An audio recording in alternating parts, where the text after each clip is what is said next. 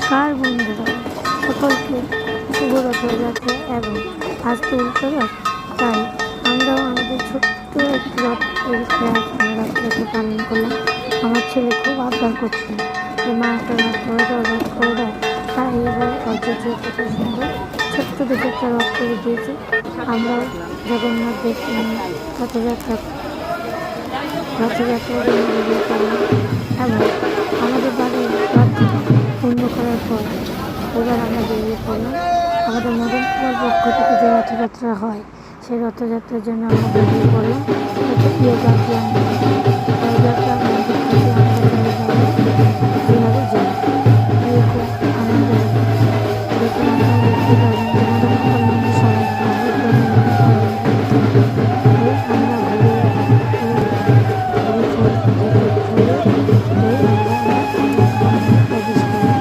সকলকে কেমন লাগলো আমাদের ভালো লাগলে লাইক কমেন্ট শেয়ার।